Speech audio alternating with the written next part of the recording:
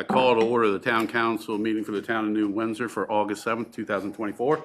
If everyone would rise and join me in the Pledge of Allegiance.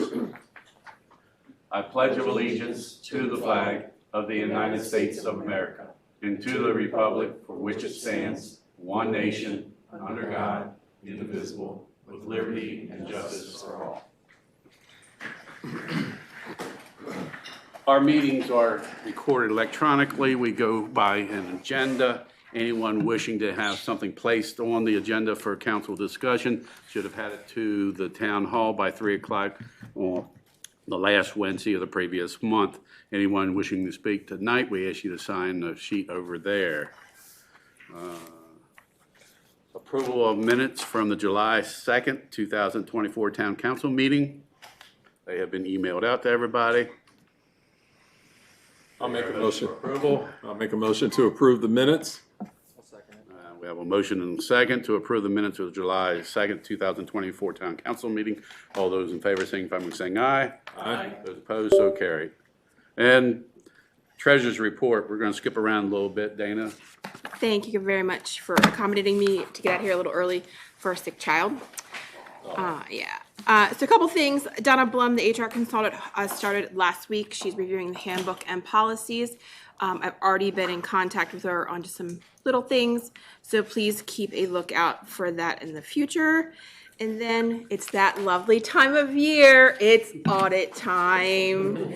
ZA has already been in contact, and we have started the process for the fiscal year 24 audit.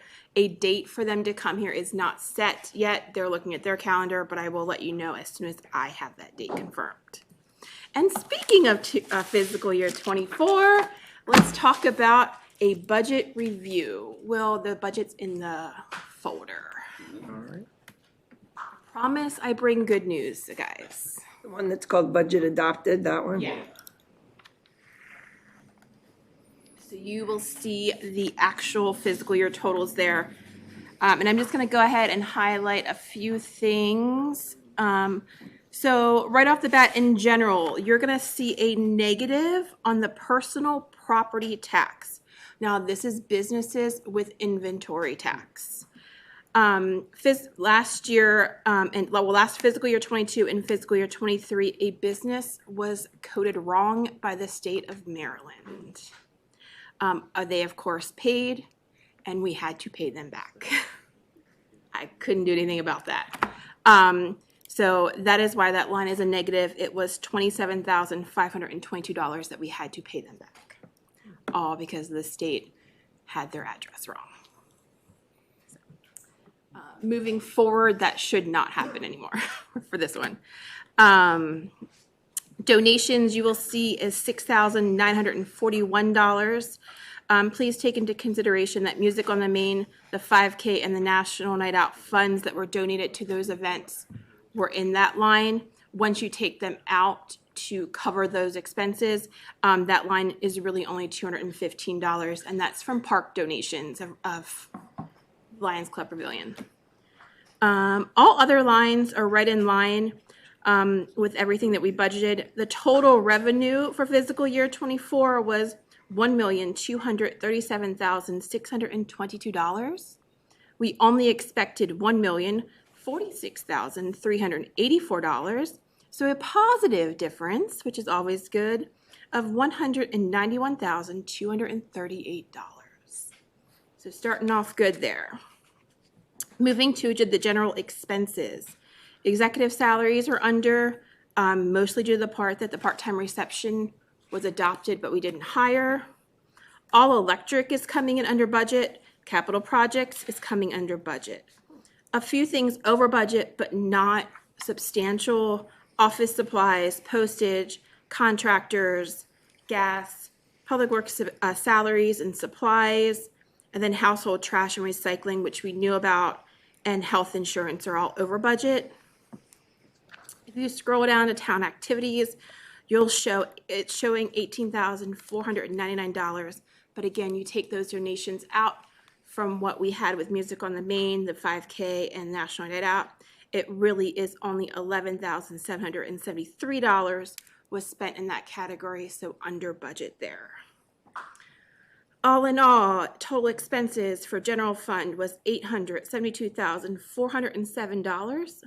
Good news is we budgeted for $1,046,484. So a positive difference of $147,000.77. $1,074.77. Yep. Any questions on general fund? All right, so with that, we should have a capital transfer for the reserve general account of $365,215. If I could get a motion, I will be more than happy to put that money in that account. Do I hear a motion? I'll make a motion to move the money to the general. I'll second. All those in favor, signify by saying aye. Aye. Those opposed? So carried. Okay. All right, now let's go to everyone's favorite, the enterprise.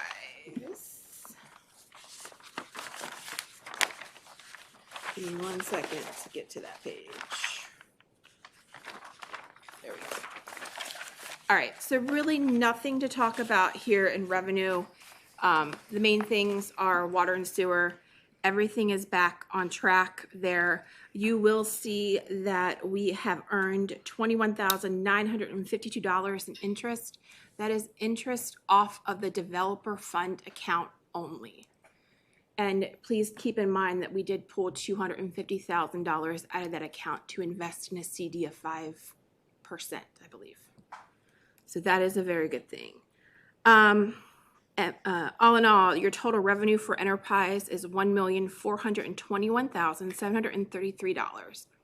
We expected it to come in at $1,346,155. So a good news there again, a positive difference of $75,578 that we were not expecting.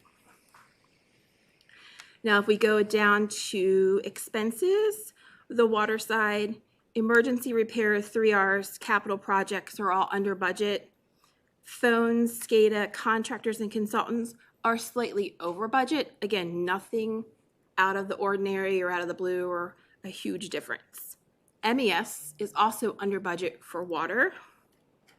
The total water expenses are $294,056. We expected them to be $396,755. So again, a positive difference there of $102,699 that we have extra. Moving down to sewer, same thing as water, emergency repairs, 3Rs, capital projects, all under budget. Chemicals, office equipment and supplies, SCADA, and the expected sludge is all over budget. MES is also over budget for sewer only. Total expenses for the sewer side are $508,921. We expected them to come in at $639,707. So again, we spent less than we wanted, or we had planned. So $130,786 to the positive.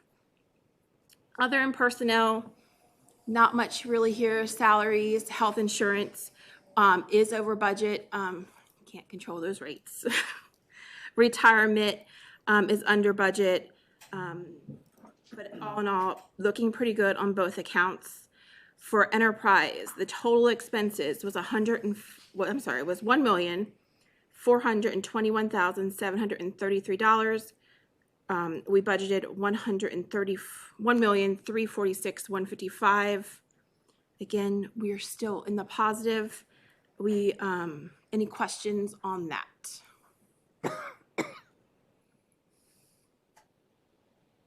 Nope.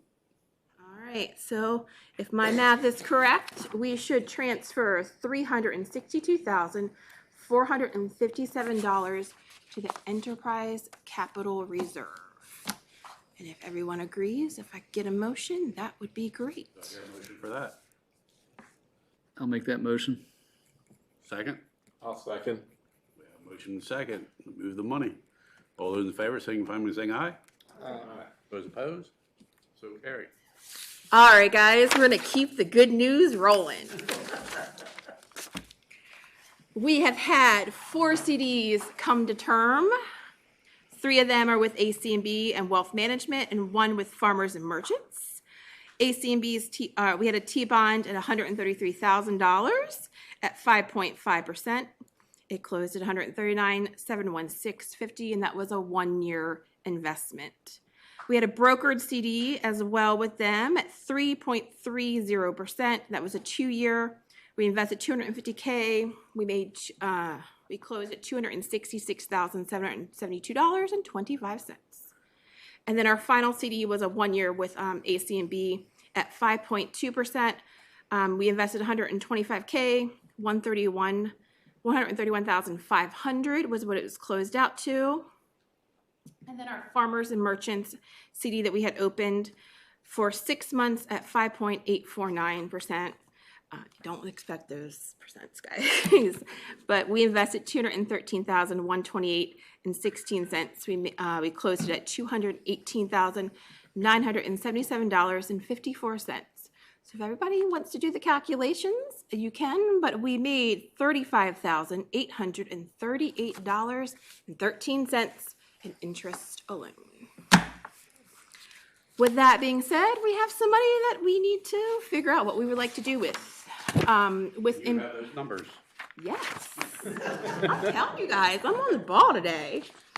All right, so it's no surprise. CD rates are going down, and they're going down quick. I had a very great talk with Matt Basilina over at AC&B, who has helped guide us through this whole entire great process, and I really think he will help guide us through the lows too. He's got a T-bond right now, 6 months, 4.35%. He's got a year at 3.85% and a 2-year at 3.51%. He also just came back to me this afternoon, a 9-month at 4%. As for brokered CDs on his end, he doesn't have much, and he gave me this rate on Monday. It was a 1-year 4%, and then a 6-month at 4.35%. And he did tell me that this will most likely change by Thursday. So with that being said, he understands that we have to go with the best rate. I reached out to Farmers. They have a CD at 7 months for 5%. Woodsboro Bank has a CD at 5% for 3.82. I'm sorry, 5 months, 3.82%, and 9 months at 3.51. And then I reached out to Sandy Springs in Frederick. They have a CD, 7 months, 4.75%, 8 months at 5%, and 14 months at 4.75%. Did you say Woodsboro 7-month at 5%? What was that? 5 months at 3.82%. They dropped super low quickly. Again, it's completely up to you guys. But with interest, we would have $756,966.29 to invest. I would like to keep a good relationship with Matt because he has taken us from 0 to where we're at today. I would suggest we break it up into 3 different investments, $250K each, 7 months at 5% with Farmers, 8 months with Sandy Springs at 5%, and then we would do the year T-bond with AC&B, and that was at 3.85, just to kind of see what happens the next couple months. We can revisit in 7 to 8 months and see if interest rates are there or not. And Anybody have any objections to her recommendations? Make it happen. I love it. Thank you, guys. And that's all I have. Well, there is a difference of $6,966.29. I say we just put that in the capital reserve and see what happens in 6 to 8 months and kind of go from there. Any other objections? Thank you for doing your homework. No problem, ladies and gentlemen. Jane, I have you with one question. Absolutely, Dave. The HR consultant. Yep. When she's at some point, is she going to meet with or have an opportunity to meet with council members or with the And mayor or staff, yes. staff or Yes. anybody? She's planning on doing that? She plans on doing that. She's going through the bulk of it right now, emailing me little things that might have missed in the conversation with Neil and Gary, and then she will schedule to come out and meet with everybody and just go from there and see what she brings. Very good. Yeah. Thank you. Awesome. Thank you. Thank you very much. Going to take care of a sick kid. I do have a quick question. This is a general housekeeping. This is more for the council. Do we have a folder where we can house all of the budgets, or am I missing that? We have a folder for each meeting that we Right. put all the documents in, and whenever, like tonight, there was a copy of the adopted 24 budget, but I can put a separate folder in mayor and council's folder with adopted budgets. They're also on the website. True, true. Yeah. That's a good I can point. Create a folder for that. That's not a problem. I appreciate that. Thank you. All right, this time we're going to move new business up to bring on a new council member, or at least that's the plan. Connor and Joshua, if you'd like to come up front here. As I mentioned earlier, we have a few questions. First, want to thank you both for showing interest in being on the town council and getting involved with the town. Connor, alphabetically, we're going to go with you. Everybody's going to get the same questions. There's no time frame, but if you can keep it short and sweet, greatly appreciate that. Why have you chosen to run for the town council, and what are your qualifications? So I've chosen to run simply because we are. Hold on just a second. Do we need a microphone? Sorry about that. So people online can hear you. Yeah, we can hear you, but they may not be able to back at home. Sorry about that. All right, so I've chosen to pursue the vacancy since we are raising our two daughters in town. I have a very long history with the town of New Windsor, and now that we've made it home, we want to make it the best that it can be. Qualifications, I hate bragging about myself. I've been involved, not to the extent that I want to be with a young family, but I have been involved over the years. I work for the federal government. I have been involved with some governmental decisions in the past, and with the conversations that I've had with members of the town, members of the council, members of just employed by the town, I feel like I have a fairly good idea of where things stand, the direction that we need to go, and a good picture of how to get there. Okay. Same question. Why have you chosen to run for the town council, and what are your qualifications? I've chosen to run for the town council as I'm raising my family. I have 3 small kids. We are relatively new residents of the town, moving in about 2.5 years ago into the Snyder Summit community. And I'm a new Carroll County resident. I have been involved in that community for a number of years, serving in my last community on the HOA board, and I'm the current president of the Snyder Summit HOA board. Also, and I kind of do that because it's kind of my small way to contribute to my neighborhood and make sure that it remains a good place to raise my family. I also am a federal government employee over 17 years. Most of my, about half of that is in accounting and finance and budgeting type work. The last half of my career has been in resiliency and continuity planning. So I feel like I have a kind of a broad background, and towns have budgets that are rather tight, judging by the numbers, and it's in pretty good shape. I think that I have a pretty good background in that area. Okay. Keep the microphone. You go first this time. What do you most appreciate and admire about the town of New Windsor? The thing I most admire and appreciate about the town of New Windsor is the small size of it. We came from a larger town, much more congested area with significant traffic where we used to live in Harper County. And I really enjoy, driving down the road and just being acres and acres of cornfields and soybean fields and just a small town feel that you get here. Okay. Same question. What do you most appreciate and admire about the town of New Windsor? I'm going to second what he said. The small town community, it's been amazing to see over the years of somebody that needs help. We rally around them and help them out. Whether it's taking care of something at their house or taking care of some family member. The community is what makes a town, and this town has always stood well on that foundation. What are the biggest challenges facing the town, and how do you propose to address them?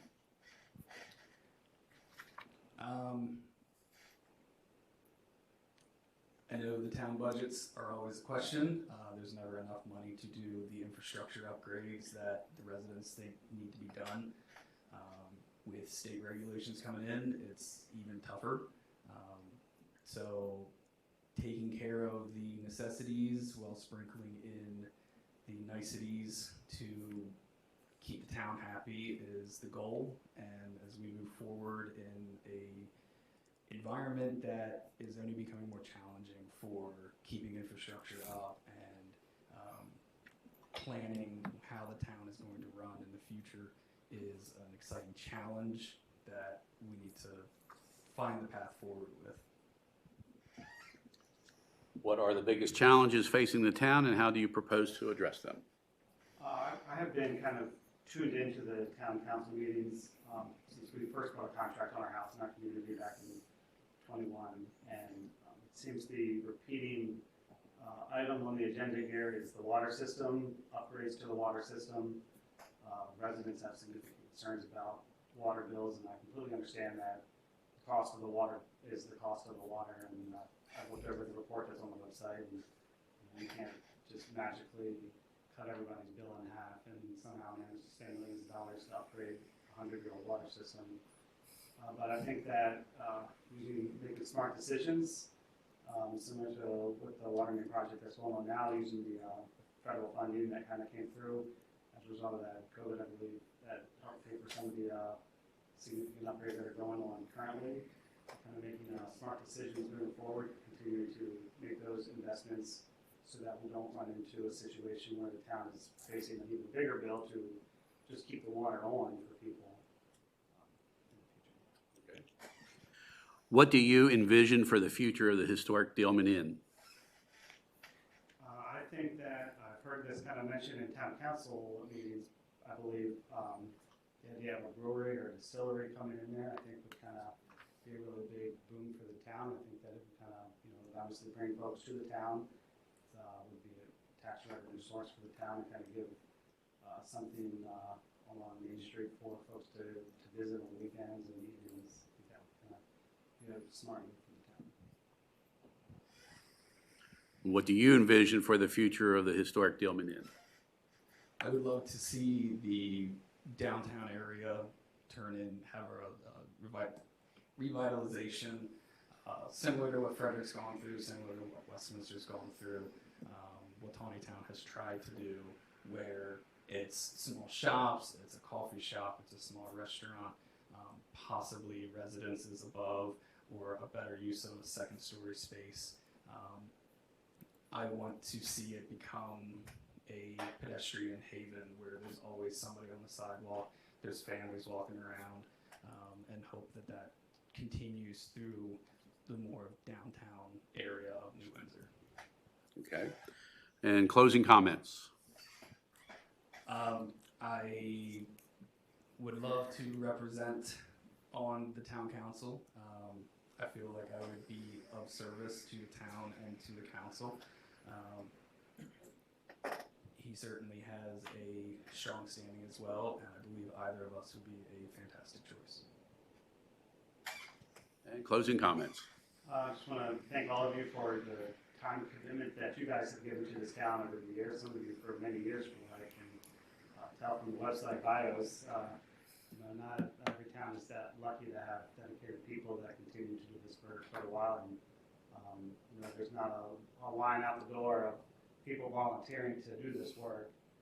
But so thank you guys for that. And I think, like you said, either one of us will be a great addition to the council. Thank you. Do I hear a motion to go to closed session? I'll make a motion to go to closed session. Do I hear a second? Second. All those saying aye? The number I have, but it's not 308, whatever it is for personnel. I guess. When you get to that number for the minutes. I don't have a vote, and I'm really kind of glad I don't, because this is going to be a tough decision. I can tell you that right now. So, and both your comments were right on. Both of you, I think, would would do a good job. So thank you. You want to hang out for a little bit? We're going to go to closed session and be back probably in a few minutes. Don't try and get it. You don't need it tonight, we'll just.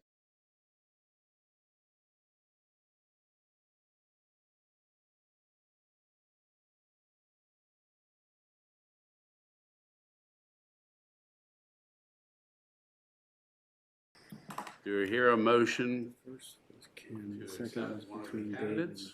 Kevin. I'll make a motion to accept Connor Frock as the town council. Do I hear a second? I'll second. We have a motion and a second to appoint Connor Frock to fill the vacancy. All those in favor, signify by saying aye.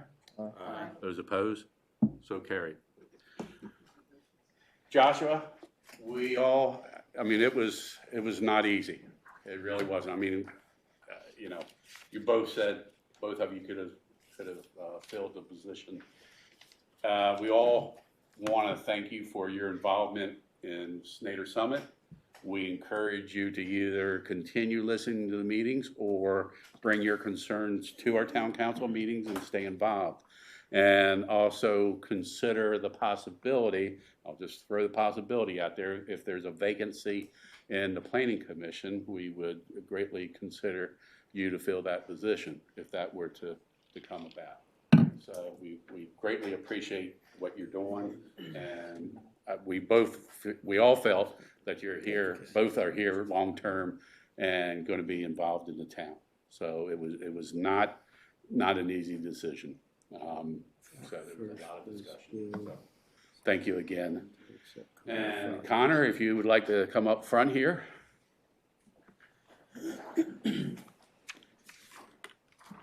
I'm not going to read all this out, but raise your right hand. I say your name where I say mine. I, Neil Rook. I, Connor Brock. Do swear that I will support the Constitution of the United States and that I will be faithful and bear true allegiance to the state of Maryland, the town of New Windsor, and support the Constitution, any laws thereof, and that I will, to the best of my skill and judgment, diligently and faithfully, without partiality or prejudice, execute the office of council member according to the Constitution and laws of state. Congratulations. Thank you. I'll have you sign this in a little bit, and then we'll also have some papers for you to fill out.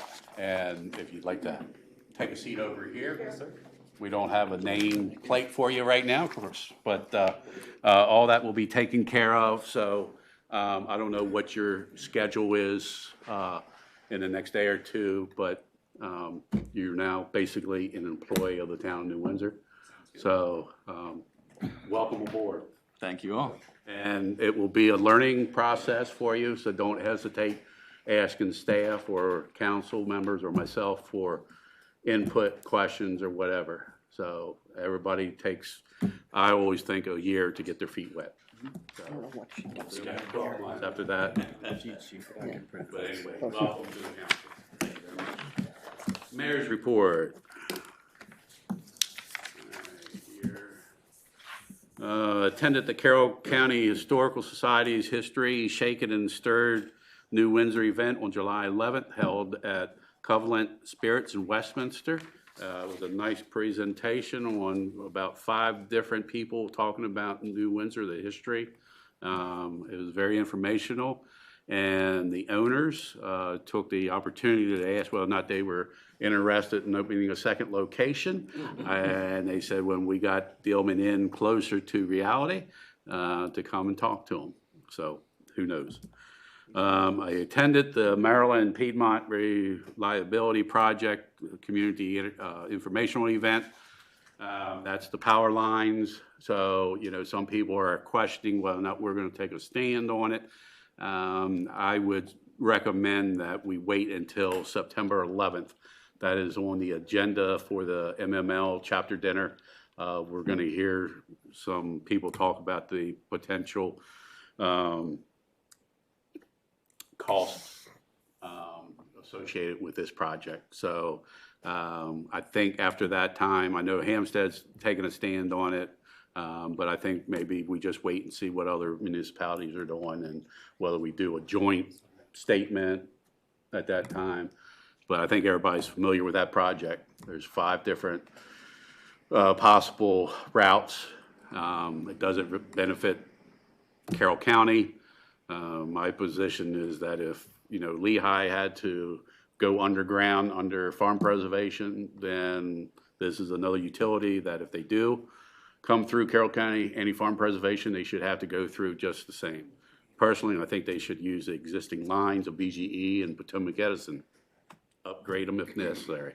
So that's, my position at this time, but I think after September 11th, we'll have more unified stand on it. Along with Gary and Dana, met with HR consultant Diana Blum. We reviewed and discussed the employee handbook and discussed staffing and job descriptions. She recommended the less is more philosophy when it came to the handbook, and recommended some information be placed in a policy and procedure manual. And we did ask her to talk to all the staff and council members. So she will be doing that. I was asked and accepted a request from the Maryland Municipal League to be a presenter at their summer symposium, Housing. I was one of 4 presenters for the Yes in my municipality. My presentation was on the grant process for the Rescue and Residence Project, which is at next door to 11 High Street. During lunch, I had the opportunity to talk with Housing Secretary Jake Day about the application. He said they had just talked about it, and when asked, he made a very positive comment on the application. So hopefully everything's good to go. Then the next day, I followed up with a call to Cindy Stone, Director of Community Development Programs for MDHCD, about the application. Cindy said that projects that add affordable housing units, which we are being given a higher priority. So everything's looking good for the application. We received a letter today. If we want to write letters of support, which I'm going to have the Heritage Committee and the Planning Commission write letters of support. They have 45 days from the date of that. So it looks like in about a month and a half to 2 months, we'll hear about the application. Hopefully sooner, but at least 45 days. Along with Councilman Cornick, helped Master Deputy McGinnis set up for National Night Out and attended the event. Thank you very much for your hard work and labor there. And requested a meeting with State Highway Administration to speed up the streetscape project. Have we heard? We haven't heard anything back yet? Nope. So I'll stay on that. And then meetings attended, Town Council meeting, work session, 4th Annual Franklin G. Schaefer Memorial 5K meeting, Fire Company meeting, and Lions Club. And Connor, just a couple things here. The Maryland Municipal League represents and advocates for all 157 municipalities in the state of Maryland. There are advocate in Annapolis. We have the summer conference in Ocean City, and then usually a fall conference, and then a mayor's conference. But they advocate for the town of New Windsor, as well all the other towns and cities. And the old historic fire hall next door, we're planning on trying to get a grant to turn that into 2 2-bedroom apartments for the volunteers of the fire department so that they can have affordable housing and then also respond 24/7. So they're kind of projects bring you up to speed a little bit. Any questions on my report? All right. Community enhancement is vacant at this time, and I may rearrange a couple committees. I want to talk to you a little bit about your interests, but you'll be chair of a committee, and then you'll also be on another committee. Public Works, Councilman Huffman. Good evening, everyone. Public Works has continued with their summertime mowing, string trimming, spraying, weeding, and yard waste pickup. Lions Club Park had a swing that was broke. Public Works took that swing down once they found out about it, so no one else would get hurt on that swing. Then they procured and installed 2 new swings and the corresponding chains, so the park is once again all safe. Public Works painted curbs on both Lambert Avenue and Main Street. And due to vacations and some personal leave, the PW crew has been down several members and has been concentrating their efforts on priority water-related tasks, which I'm sure Councilman Hall and Director Myers will cover. The Planning Commission, we did meet in July. We continued our review of the comprehensive plan. Our next scheduled meeting is on Monday, August 26th, 2024.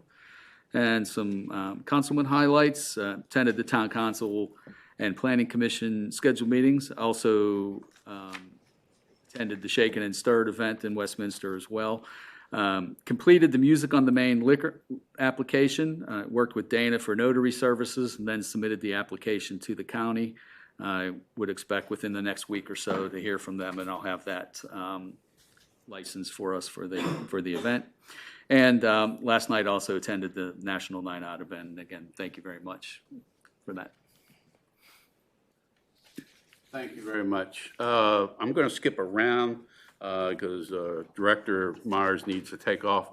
But just briefly, Fred Green Jr. with Pleasant Construction, they wanted to make a presentation at the MML chapter dinner, but I told him it would be, right now with the power lines going through, he understood, but he's more than willing to come and talk about the process, since we have a couple of newer members, about the lining process if we want him to come to a work session sometime.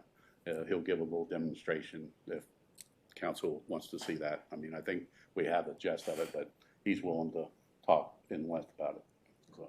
Yeah. All right, we're going to skip to Director Myers. You have a couple items. Yep. Okay, so in my report, the MD31 water main project, so far, we've discovered that 3 system valves have been determined to be closed through various intersections. In particular, on Church Street, there was a closed valve. There was a closed valve on Hillside Avenue, and then also on Rook, making Rook a dead-end line. And that contributed to some of the pressure issues that we had when the fire department used hydrants a while back. And then on Lower Main Street, we had to replace an older valve. It broke during operation when we were performing a shutdown. We're seeing positive effects on the water distribution system, including greater fire flow, elimination of friction loss, and shorter water system pumping cycles. Even though that we're currently in a drought now, Mainsprings responded very well to the waterline project pipe replacement based on some leaks that we discovered and various other things that we took care of. We remain on site almost daily to address citizen concerns and make field decisions. If anyone has an issue with the project or the contractor, or just has general questions, just touch base with us. We're always available. And then, because I had to step out early at this meeting, I wanted to discuss 2 items. The first item is the HVAC units for the water pumping stations and Gear Lane, the block building. So basically, at Mainspring Pumping Station, we have 2 electric heaters there that have malfunctioned. At Hillside, there's a working electric heater, but we've noticed a lot of condensation on the pipes and everything like that, and we wanted to install mini split units to regulate the temperature and keep it consistent to protect our sensitive electronic equipment. So I reached out to a couple vendors to figure out pricing, and they are as follows. First Class Mechanical, Bauer Services, formerly Bob Bowers, and Gem Heating and Air. And so we received prices for all 3 locations. First Class Mechanical, their price was $15,491. They will not run the power to the breaker feed for the equipment. And then the second price was Bauer Services. Their price was $11,670, and they were willing to do it from start to finish and run all the electrical. And then the third price was from Gen Heating and Air. They're a current HVA company for Town Hall. However, they would not run the electrical to the panel box either, and their price was $20,500. So we would recommend being able to purchase these units from Bowers Services for $11,670. And town manager died. You want to elaborate on the funding? Yeah, all three of us have talked, Director Myers and Clerk Treasurer Mengus. When she was pulling all the numbers together, a lot of what she presented earlier. With this one, couple options, but probably the easiest would be to use the split that up. It would be the gear building would be general fund, and then the two Hillside and Mainspring would be enterprise water. So we would suggest using the capital project budget line items in both those funds. We just got into fiscal year 25 as of July 1st, and the general fund budget for that line item is $94,319. So if you split that $11,670 for Bowers award in half, that would be $5,835 to each of those funds. So that would leave a balance of in the general fund of $88,484, and then on the enterprise side, we split that capital project budget line item up into water and sewer. This will all come out of the water, and so that is budgeted at $61,984 for FY25, which would bring us down to $56,147. We could also use 3 Rs from out of water and sewer as well. There's money in both. So it's really either or. Questions or comments? Do I hear a motion to approve Bowers for $11,670? I'll make a motion to approve Bowers for $11,670. We need to know where we're taking. We'll approve it first and then. I'll second it. All right, we have a motion and a second to approve the mini splits from Bowers for $11,670. All those in favor, signify by saying aye. Aye. Those opposed? So carried. And now, how do you want to pay for it? The first option that Gary talked about, split 50-50? That would be, again, out of the capital project budget line items. I'm in favor of that. So much. Right. All right. Yeah. Okay, so everybody's all right with that? Yep. All right. Thank you. Okay, second item. So, as mentioned in a prior council meeting, the Public Works Department is interested in the purchase of a mini excavator. After thorough consideration and assessing the Public Works needs, we have identified a mini excavator as an important piece of equipment based on our growth as town and the staff's evolving capabilities. We looked at new versus used. I think I provided pictures of the cost of used equipment. In our research, we determined that based on the year and the hours, because we receive such a substantial discount through cooperative purchasing, it's probably best to purchase a new piece of equipment and then get the 2-year warranty. And there's some price comparisons there for you in the council folder. We looked at Kubota, Bobcat, Case, and John Deere. So a couple things that we would use the mini excavator for would be to complete some work at the parks, drainage ditches, storm drains, stormwater projects for the MS4 permit, smashing the dumpster gear, sorting materials in the dumpsters of gear, the fire trails, town farms and facilities, and curb stop replacements, meter vault installations. I'd like to start doing some of those ourselves internally. Some water system repairs, including at our mainspring location, sewer cleanout repairs, and using it to pull well pumps to replace transducers and things like that. It would increase the efficiency of the Public Works Department, and we have a great staff now that's versatile in many different things. So we have the staff to run the equipment. There'd be a reduction in using contractors, and I feel like it would be a good investment. Alan and Aaron and Dustin and all of us are on board, and I think we're capable of using a piece of equipment like that.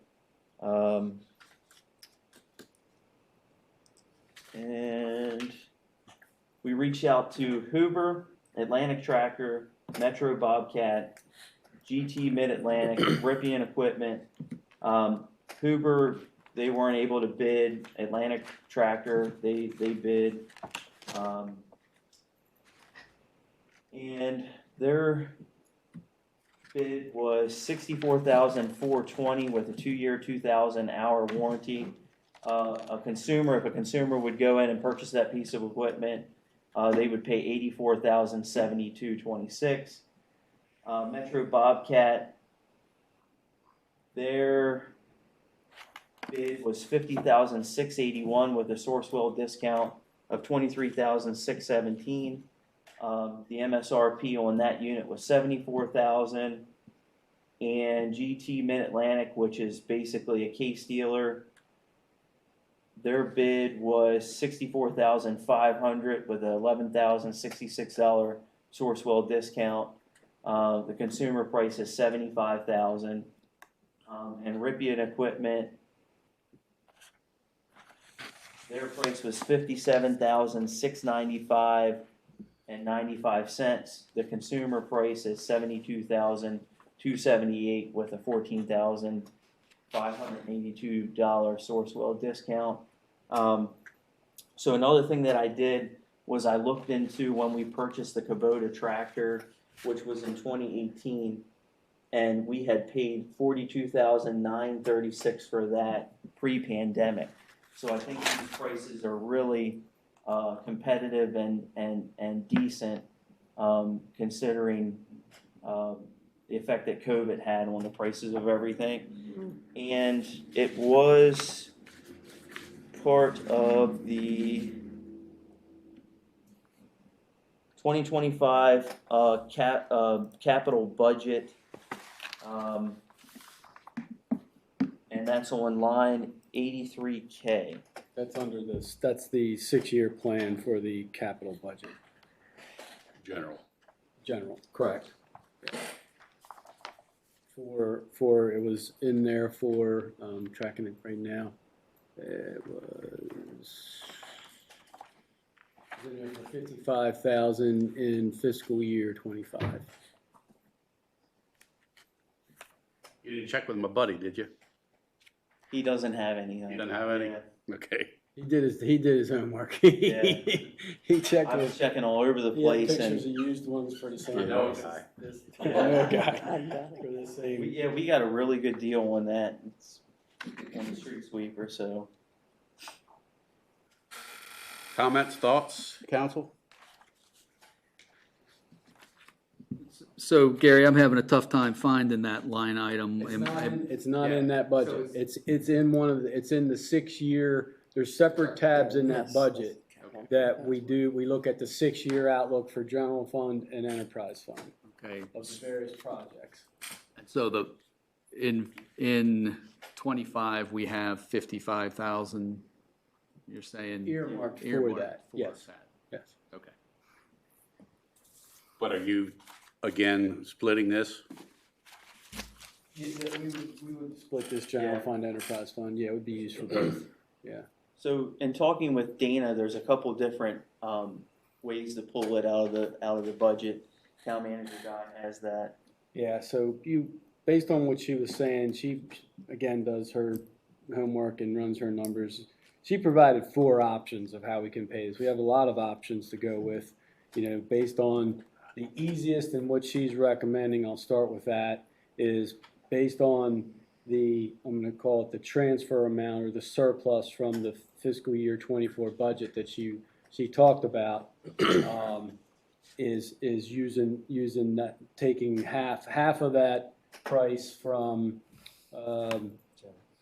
yeah, but what's the Bobcat, right, Wayne? Yeah. The 50,681.64. Right. Half of that would be 25,340.82. So if you subtract that off of the general capital transfer and the enterprise transfer and reduce those amounts, that she would move to those funds and pay for it out of that. And that's what she's recommending. That's the cleanest, easiest way to do, and it's money that's basically left over Right. from the previous Surplus. budget. Yeah. Surplus, Right. yes. There's other options, I can go into them if you want.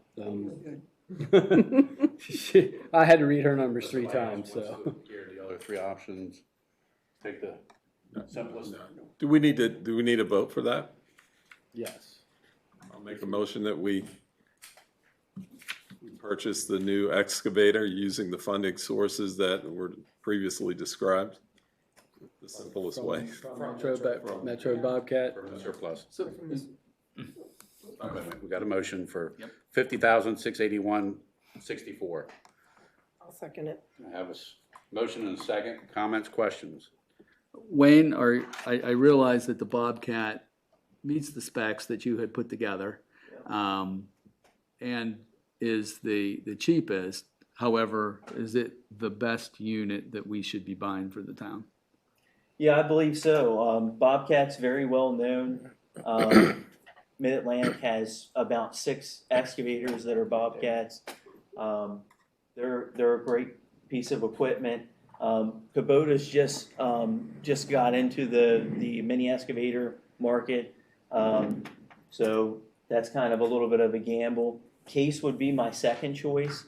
They're very, very expensive, and honestly, we're not going to be working it every single day where we need something like that. But Bobcats are used commercially, and it's a great machine. Okay. All right, we have a motion and a second. Any other comments, questions? Comment, sort of a question. Do we have a source for maintenance? We would probably use Metro Bobcat. Okay. Where we're purchasing it from, just because of the warranty requirements. Outside of that, we could use Hoover or Rivian or anyone. Okay. After we are past the warranty. Now the warranties are really impressive on these machines compared to when we purchased the Kubota in 2018. In 2018, Kubota only offered a 1-year warranty on the tractor. So I'm very impressed with the warranties, and they seem to be industry standard at the 2 years, 2,000 hours. Thank you. Any other comments, questions? Call for vote. All those in favor, signify by saying aye. Aye. Those opposed? So carried. Thank you much. Do we need to forward anything else, or we're good? Nope. Okay. All right, water and sewer, Councilman Hall. All right, so the painting at the water source locations has been completed. On Maryland 31, of course, that project is still working. They completed High Street. The pressures returned to normal. First Class Mechanical has also finished with most of the meter deletes inside on High Street. Residents should limit their watering and car washing during periods of little rain, which luckily we won't have in the next couple days. And then we also have issues with grease and wipes on the Blue Ridge pump station. So just a reminder again, especially in the Blue Ridge Union Square and Sneer Summit, Don't dispose of anything in the in the toilet that should be in the trash. And then just an announcement on the work session. I will be in Myrtle Beach, so I will be unable to attend. That's my report. All right, thank you.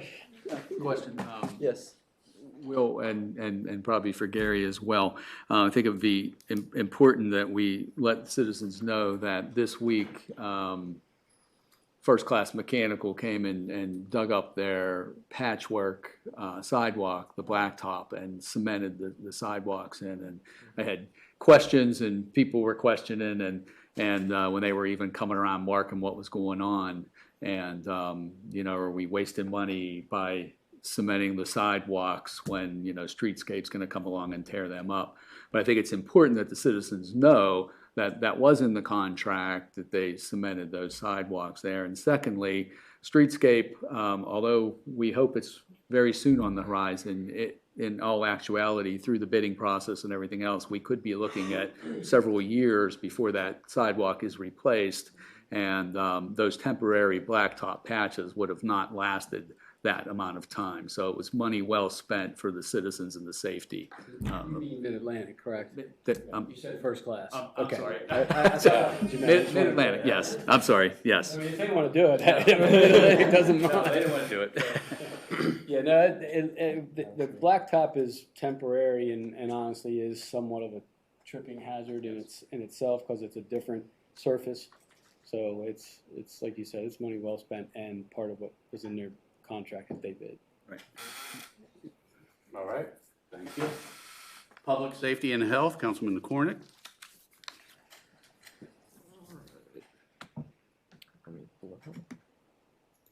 Bear with me for a sec. Got a lot of paper there. All right. Good evening to everyone. It was a relatively quiet month. I attended the Opioid Prevention Coalition meeting on 7/10. Also attended the PSEG meeting along with the mayor and with our matching uniforms. We and again attended the history shaken and stirred short stories about New Windsor on 6/15 at Covalent Spirits. I did receive some community health information from Councilwoman Schultz. I really appreciate it. It was a very informative article.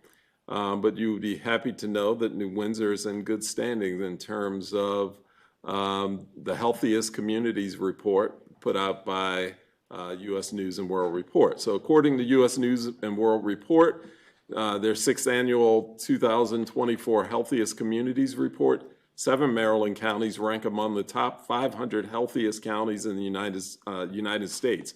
Rankings are based on how counties serve the health needs of their residents and is a blueprint for residents and community leaders to develop policies and best practices for better health outcomes. There were 3,140 counties ranked.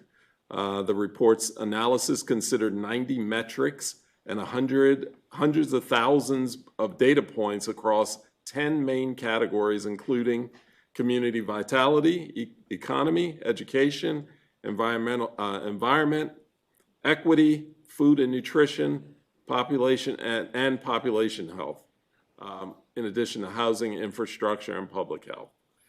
Carroll County ranks 156 out of 3,050, third highest in Maryland. I also included the website, if you can see it there, but it's just www.usnews.com, News Healthiest Communities and Rankings. All right, so it's a pretty interesting read. Again, Maryland had 7 counties. One thing I did notice is that some of the top 10 counties were probably the wealthiest, or at least the top 20 of the wealthiest counties in the country. So that may say something about the resources available to provide this. But we are very fortunate. I've obviously had a lot of time to spend, or spent a lot of time at the health department, and I think that's a well-run, well-greased machine there. The resources in this county are I think they're excellent in terms of providing health needs for the community. So, and then upcoming events, I have another opioid prevention coalition meeting in September. That says 7:10, but it should be 9. So that's all I have. Thank you. Yeah. Economic Development, Councilwoman Schultz. Good evening, everyone. My computer is frozen, but I think I can remember what I said in the report.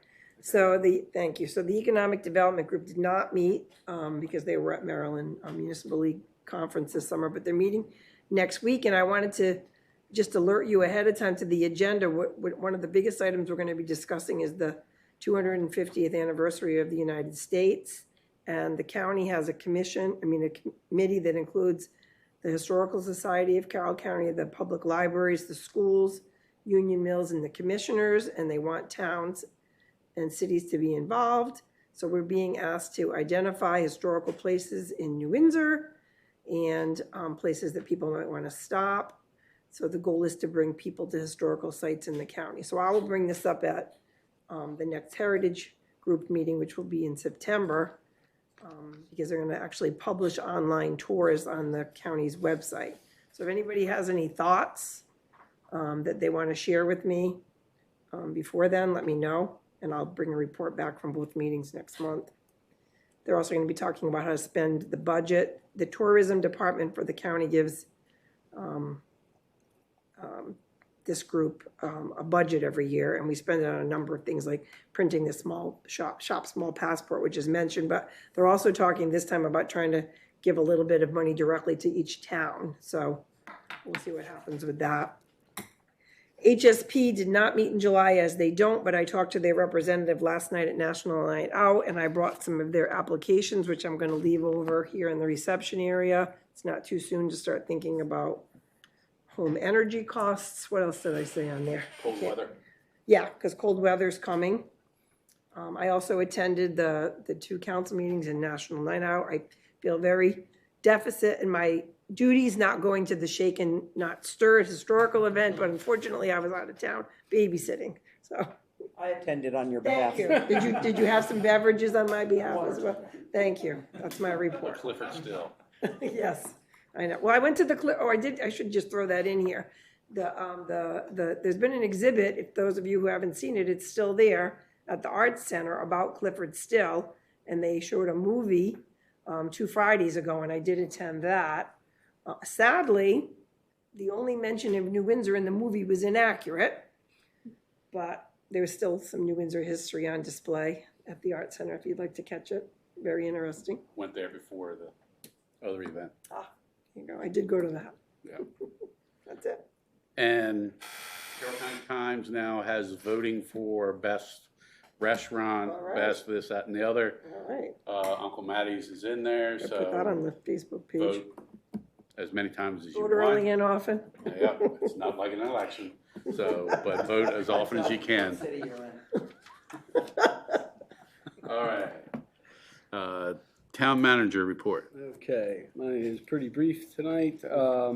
1000 Green Valley Road property, MOU and well drilling, and Windsor building permit. I have no movement or communication on this at all. The MD 31 water main project, Mid-Atlantic remains on schedule. The Sunday work at intersection of 31 and 75, they only need the one weekend, which will be the August 18th weekend. So they will not be working on the 11th.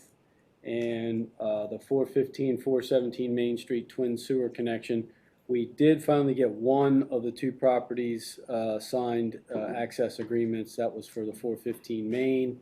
And so we will follow up again for a 3rd time for the 417 Main Street. So we got half of what we need there to get that work done. And then the Maryland 31 sidewalk retrofit project. I had a phone conversation with Andrew Radcliffe and Scott Newell with MDOT SHA District 7. Email was provided from SHA stating several reasons for not extending the sidewalk to 7-Eleven as we requested in previous meeting with the state. Email was forwarded to the mayor and council on July 26th, and Mayor Roop requested a meeting with SHA as soon as possible, and I sent a meeting request to Andrew and Scott that same day. I did get a response from Scott saying that we'll get it scheduled, but I have not heard anything specific on that, so I can follow up with them. Tomorrow. That's all I got. Hey, Gary, I had a question. That extension that's in question is from, can you clarify exactly where that is? Yeah, it's so the latest set of plans for the state and the sidewalk plan, the sidewalk ends, I don't know the address, but it's just past. Across from 500 Main Street, across from the conference center, where the sidewalk ends now. Gotcha. And they don't want to go down to 7-Eleven. So where Spore Line comes out and ties in, Yeah, that sidewalk goes, I think, in front of the next house, but then Right. kind of stops. that's kind of what threw me off, because, yeah. Now, some of their reasoning was legitimate. I mean, but it seemed more of a, here are 10 reasons why we can't instead of 2 or 3 why we could, you know? I mean, there's grade difference, there's right-of-way issues, there's stormwater issues, believe it or not, with, you wouldn't think much stormwater is needed for sidewalk, but they count every inch of impervious area in stormwater. But No, they don't. anyway, But my opinion is that's a safety issue because you're Absolutely. gonna have to cross the street Right. twice. In a dangerous Once spot. at 500 Good place and to then cross. down Mhm. where it's busy down at the intersection there. And there's no crosswalk at 500 either. Actually, Not there. when I walked the state through that opportunity, I had to walk the whole route with them, and I took them down there. The people that were on that tour said that where that sidewalk ends, they would not even put a crosswalk there. It's not safe. And so they backed it all the way up To to Blue Ridge. Blue Ridge, to where the safety, where you had the sight distance, right? Right. So someone coming that way would have to go back to Blue Ridge to cross to go all the way down, which is crazy. back Yeah, over they at the cross bottom by back. 7-Eleven. And at one time, it was called a safety enhancement project. Right. And they've changed names, I don't know how many times, every governor changes it, but anyway. And to me, that's a safety issue, and if you're gonna do the project, do it right for the safety of our residents, period. For the education of our newest council member and also for another resident who's very concerned, why don't you just give a quick history of this project?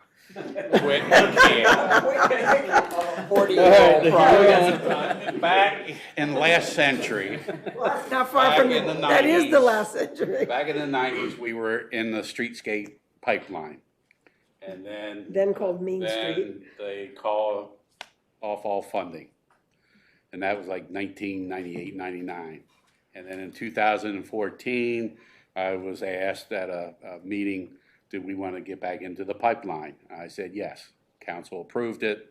We were meeting every month. There was probably 20, 25 people from the state, Jack Coe, Frank Schaefer, myself. And I mean, we were meeting every month, every 2 months, and things were going great. At that time, they had a roundabout down at 7-Eleven, realignment of Springdale down to the roundabout, and they were going to put in all new stormwater pipes. And that came in around 10 million at that time. And then they said, then they applied for a Tiger grant. I forget what Tiger stands for, but it's a federal grant.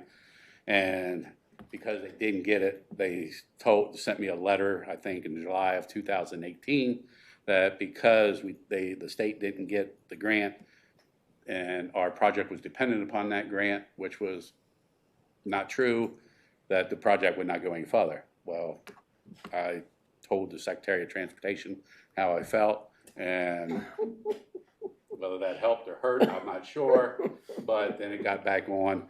But then we cut out the roundabout, the realignment, and the stormwater pipes, because I figure if they collapse, state owns them, they're gonna have to replace them anyway. So then that got down to about $6,500,000. And they said, okay, that's great, and don't worry about the funding. They never guarantee funding, which I understand that, they never do. But they kept saying, funding's not an issue, funding's not an issue. And even when the Democratic General Assembly took away the approval of the Governor Hogan's how he approved road projects, everything was gonna be graded, and we weren't gonna score. They said, nope, that doesn't affect you. So then they said 6.5 million was too much, and all they wanted to do was put in new sidewalks and paving, which would look nice for a little while, but then they weren't gonna come back for another 30, 40 years, probably do anything. And that meant no retaining walls down on the 400 block of High Street, the 300 block of Main Street and other places, which down here on High Street and the 400 block, the residents have to walk in a state highway to mow their yard. That's unacceptable. We need a retaining wall there. So that's where I've been fighting, and this sidewalk up here should never have been an issue. It should have been part of the plan to start with, and as far as I know, it was originally, but I can't say now. And they keep saying it's about 65% design, which in 10 years is unacceptable. And they keep pushing back the advertisement date and the bid date. It should have been this fall advertised, and now they're pushing it back another year or so. So to your comment about another 2 years, I have 10 months left to prove you wrong. So, and we will get a meeting sometime soon, and I will probably have at least one, if not more, members of our delegation. And then also, if he's available, Dylan Goldberg, who is the legislative, what is his title? Community liaison, well, he's in the governor's office, so he's my go-to guy, and I'll have him here. And I don't want to hear them say we're pushing it back any further. So that's where we are. And I don't know how sorry, old- couldn't make that shorter, but That was, I mean, I don't know how old you two gentlemen are, but this is more than 30 years. We have been trying to get this project. Yeah. More than 30 years. So, not for lack of trying by no. the mayor and many other people. So, and we got the money. We had to do upgrades to our sewer lines on High Street and Main Street, which we saved a lot of money by having it lined 5, 6 years ago now. I don't know what it's been. And instead of $1 million or $2 million, it was $225,000 or something in that range. And we got the federal funding for $4 million for the water line replacement. So that's where we are. And hopefully, as soon as we're done, they're supposed to be done this fall, November. I think they're moving along fairly well. I think they'll be done before that, but Gary disagrees with We're me. hoping to be done by Thanksgiving to get all the paving done Yeah. this year. So then the state highway is supposed to come in and do their responsibilities. And I think they're putting back in the retaining walls. So we'll see. But this is unacceptable that they keep delaying, and the communications is horrible, and that needs to change as well. So I will probably be asking for a new project manager, which may not go well, but I'm not happy. Anything else, Gary? No, I'm good, thank All you. right. Yeah, no more cans of worms, please. Public Works Director, we heard from him. Community Deputy, again, thank you for last night, all your hard work. Thank you. Great job. Great job. Yeah. I'll try to make things a little more happier. Oh, I'm happy. Is this on? Oh, there we go. Light The on? green light. Okay, good. I just wanted to thank everybody for coming out last night. All council was represented there, so thank you very much for that. Huge shout out for Mayor Neil Roop and Councilman Kevin Cornick for coming out and helping me set up earlier. That was a huge help from you guys. And then Kim Hershey, she's helped me out a lot on this. From getting the info out on the town page to the newsletter, and then following up with vendors and just following up with questions and things that they asked. She was very helpful for me this year, and she's already got these grand ideas about next year. So I'm interested in talking to her about that and seeing what she's brainstorming. So hopefully we can even make it better yet. And I thought it was a great turnout from the vendors. I don't know if the crowd was down a little this year. I think, who knows, we weren't counting them, but it was, I think, a pretty poor crowd from last year. It was just maybe a little down because of the weather and the heat and everything else, but well represented from the vendors. So, also on that front, I should have wrote all this down, but you know, that didn't get time for that today. So I wanted to thank the New Windsor Lions Club. They did a lot again this year, from hot dogs, snacks, sodas and chips, and ice cream, as well as waters, and then the 7-Eleven came through big time this year as well. They had ice creams, Dippin' Dots are similar to that, and a bunch of drinks and snacks as well, handouts, T-shirts, hats, and everything else. So they came through for us big time and kept the crowds happy. Also, thank you to you guys for getting that obstacle course for the event. I think that was a big hit with the kids, and they had a lot of fun with that. Even though we heard about the news a couple weeks ago, we deflated it when the wind picked up. So, and then we had a state inspector come out, so he said we were good to go. So I'll take that with a breeze, or however I'm supposed to say that. But anyhow, to the briefing. Between July 3rd and August 7th, 2024, the Carroll County Sheriff's Office responded to 56 calls for service within the town. Out of those calls for service, 6 were reportable. On 7/12/24 at 8 a.m., a check a check was reported stolen in the 200 block of Main Street. The check was a personal check written as a donation to a church and never reached its final destination. I apologize if I messed this up a little bit because I did not proofread this before this evening. So on 7/16/24 at 11:59 a.m., a break-in entering was reported in the 1000 block of Green Valley Road. Suspects gained entry by climbing onto a roof of a building and stealing multiple items from the inside before exiting through the roof. All were identified, including 2 adult males and 1 juvenile. All were charged. On 7/24/24 at 8 p.m., a cell phone was stolen in the 100 block of Church Street. A tenant advised that the landlord likely was the last person in the apartment before the phone was missing. So that's still open for further investigation. On 7/31/24 at 3:48 p.m., a package was reported stolen in the 200 block of Main Street. Suspects allegedly pulled up in a black SUV and stole the package before the owner was able to get to it. On 8/2/24 at 7:15 a.m., an assault was reported in Townview Circle. Parties were referred to the commissioners for charges. That was non-domestic. Arrest would have been made otherwise. On 8/2/24 at 10 a.m., a theft was reported from the 300 block of Main Street. An inflatable pool was stolen from the victim's yard, and this case is open. A reminder that the crisis helpline is 410-952-9552. The Carroll County Mobile Crisis Team is open 7 days a week from 9 a.m. to 12 a.m. And 988 is a number that you can call for immediate emotional support. Simply dial 988. You'll be in touch with a counselor who can help. So it looks like the thefts were up a little bit this month from last month. Who knows if that's summertime? Some of it's summertime and kids out and about, not in school. But other than that, hopefully we can get a downward trend for the following months.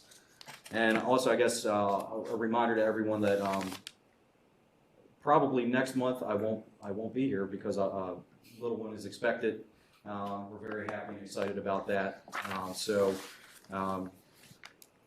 I just wanted to let everybody aware. I think most are all aware at this point in time, but make sure everybody is aware of that. I'm expecting a little boy in September, in the beginning of the month. So we're both excited and couldn't be happier. But I'll be back. So no worries. If you have any questions or concerns, completely feel free to reach out to me, and I can make sure that his problems are addressed while I'm out. So Thank you. thank you. Goodbye from West Carroll. You didn't have anything, did you? All right, Chief's report here. Chief Crimer sent me a text. He's working his shift tonight.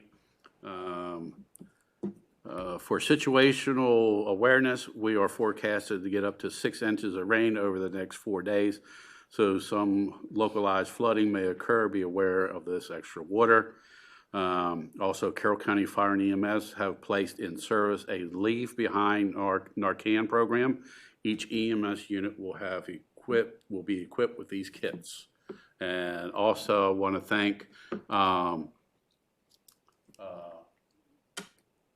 Assistant Chief Brad Crimer, Chief Crimer, and Wayne for working together in some difficult times with the fire hydrants and the low pressure and everything. So there's been a lot better communication.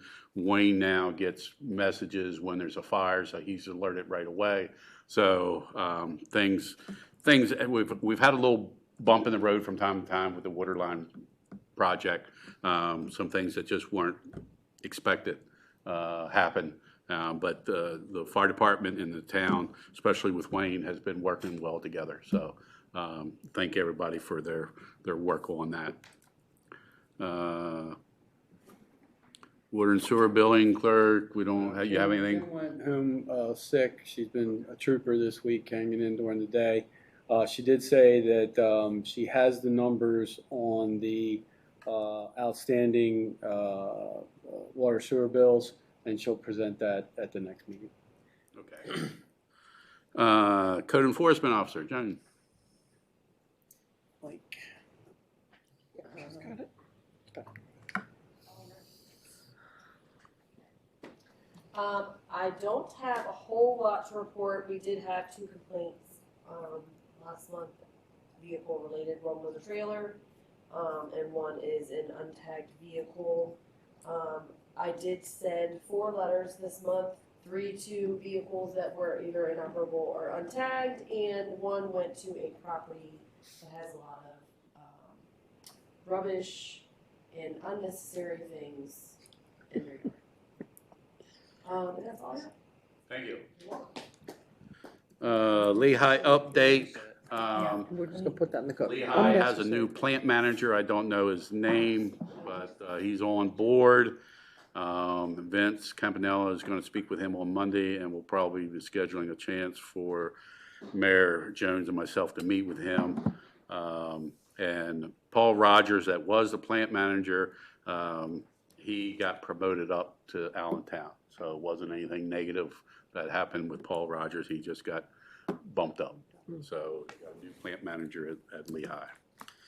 New business, we've done some Maryland 31 main improvements project proposed change order. Yeah, proposed change order. So based on hydraulic condition of the existing water main and location, Director Myers and myself, with support from our engineer GMB, we requested a change order for additional water main replacement from Mid-Atlantic.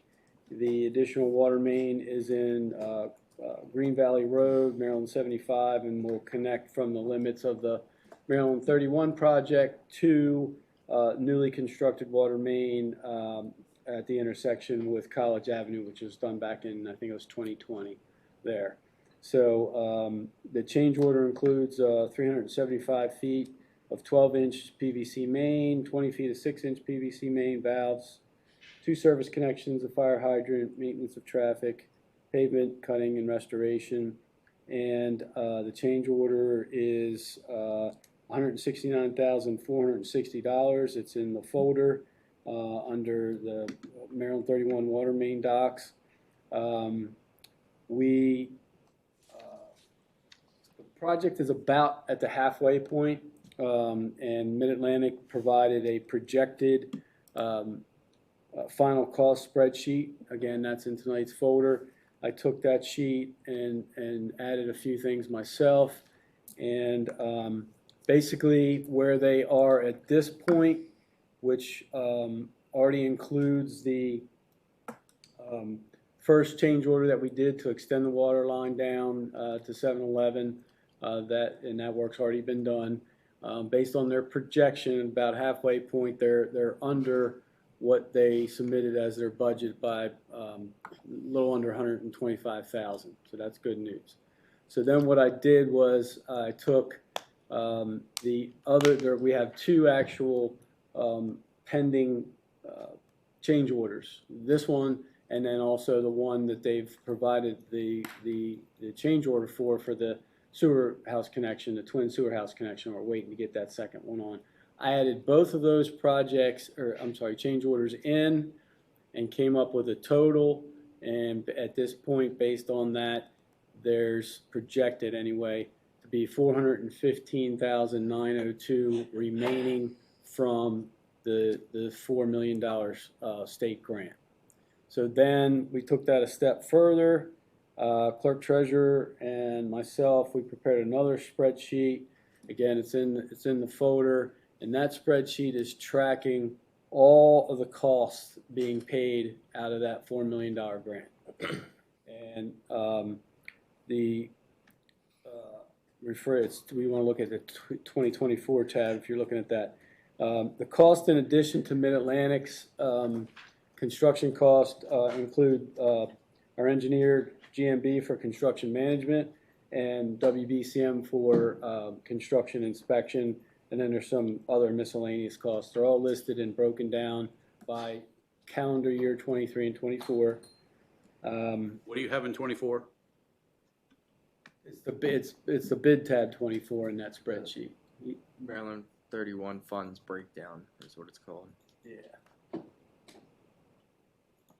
Inside of there's a Maryland. There's a folder in your folder.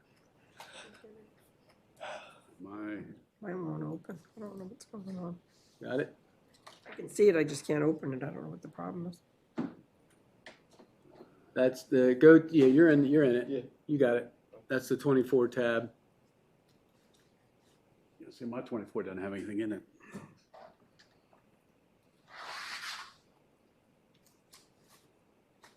I'm getting this weird error message that says, make sure you're in that folder only. I don't know. Anyways. Go to 23 I once. can't open it. 23. Drink your Ovaltine. Yeah. I don't have anything in 24. I can see all three of them, I just can't open any of them. Strange. No. I got 23, but no 24.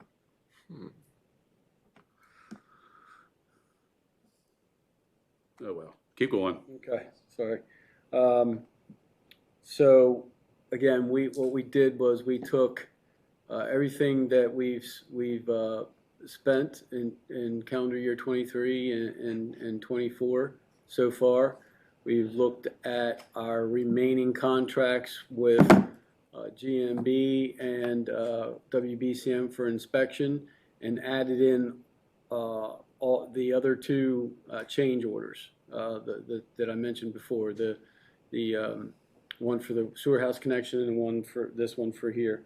And when you look at all those costs projected out, that brings us down. We still have a $102,203 cushion or remaining from the state grant as of today. Gary, was first-class mechanicals cost in coming out of this as well? We thought that was something obviously the town would pay for, but we thought it would be maybe a stretch to be pulling it from that state money. Okay. Yeah, so we're tracking that separately. All right.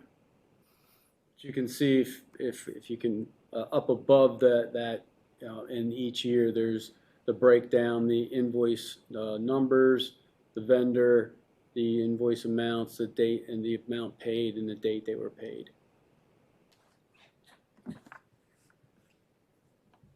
So. Are you seeing it now, Neil? Yeah.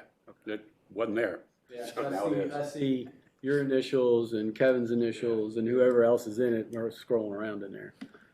So this is just, I think, an opportunity to replace this, a section of old pipe that would be left between new pipe and old pipe.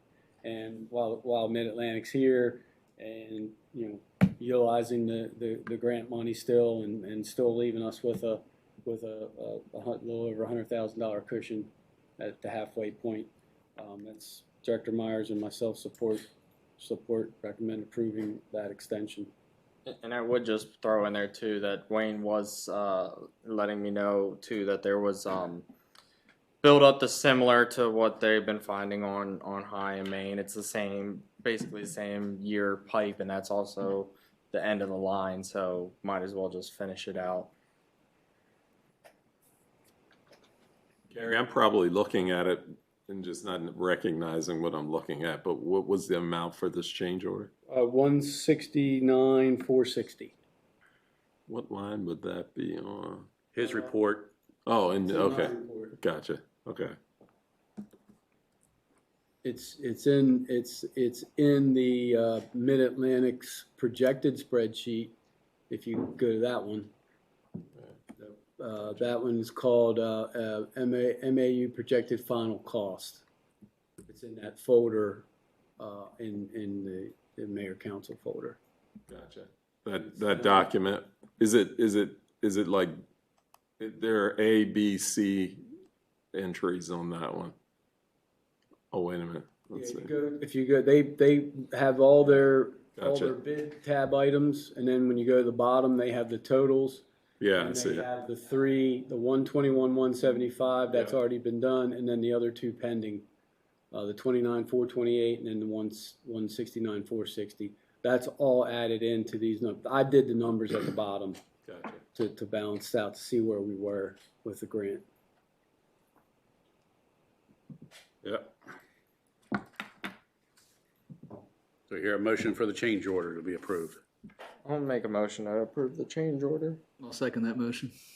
We have a motion and a second to approve Mid-Atlantic Utilities to do the change order for $169,460. Any questions or comments? All those in favor, signify by saying aye. Aye. Those opposed? So carried. Lions Club Field Concession Stand discussion. Okay. Will, you want to? Yeah, I was gonna say, I could start that off. So basically, at one of our Lions Club meetings, we had a discussion about one of the sportsmen events that we were having. There was also a baseball event at the same time. A lot of the parents were coming over asking for food. So one of the Lions members recommended that we should probably look into providing food as like a concession stand. So I ended up the next day reaching out to the town just to see if that would be even feasible. And then that's what sparked the discussion. I spoke to Director Myers, who informed me that he put a new roof over the old concession stand that's out there, and he had plans to make that a tool storage shed and also like a half bath, basically just a toilet.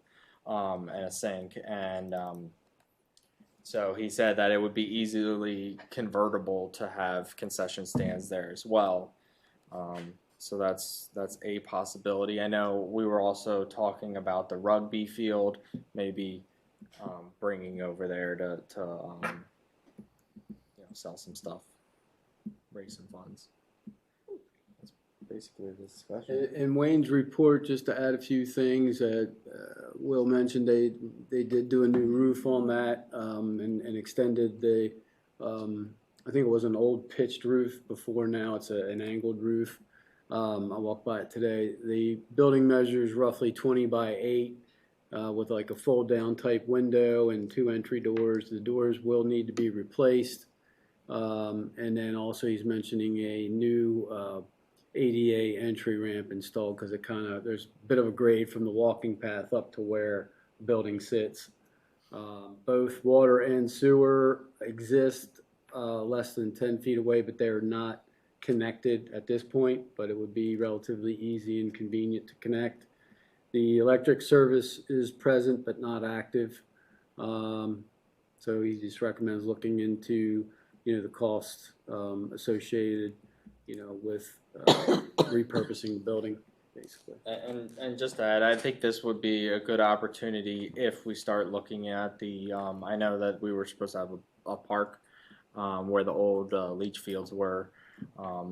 Then there was going to be multiple sports events there. So having a dedicated concession stand might be a good option if we can get some traction on that project as well.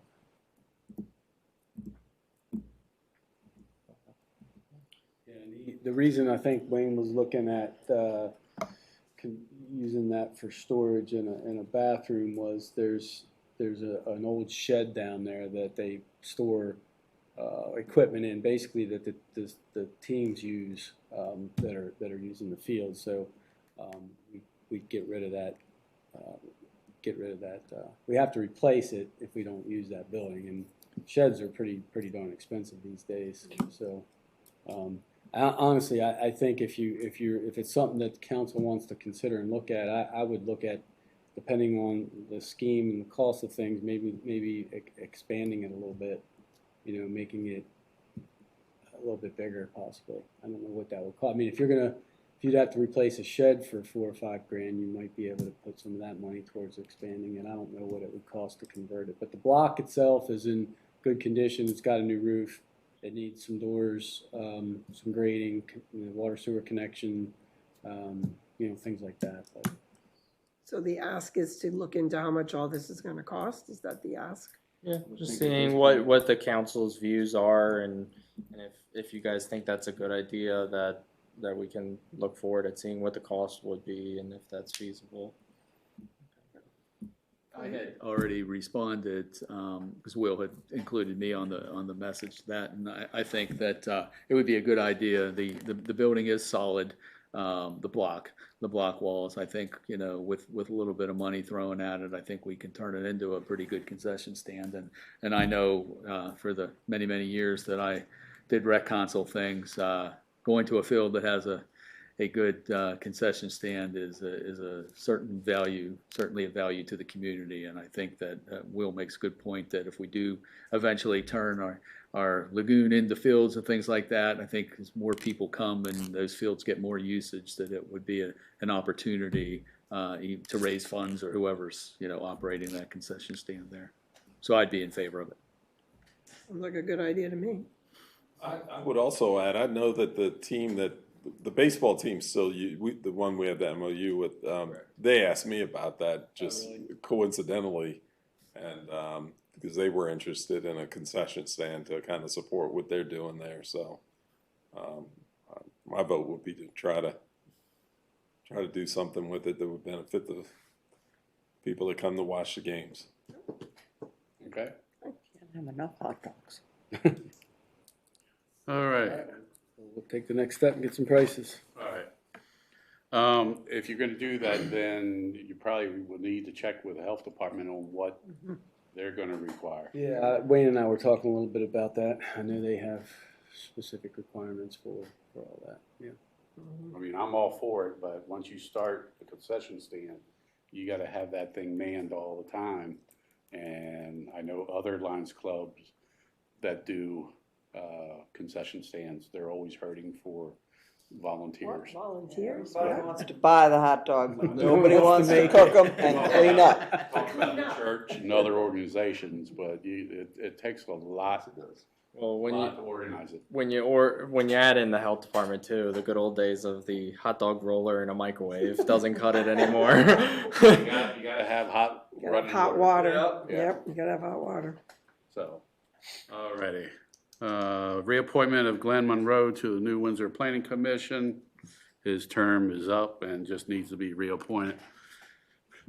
So I'd make that motion to reappoint Glenn Monroe to the Planning Commission. Do I hear a second? I'll second it. We have a motion and second to reappoint Glenn Monroe to the New Windsor Planning Commission. Any comments or questions? All those in favor signify by saying aye. Aye. Those opposed, so carried. Any other new business? Any old business? Residents' concerns? Noted. None? All right.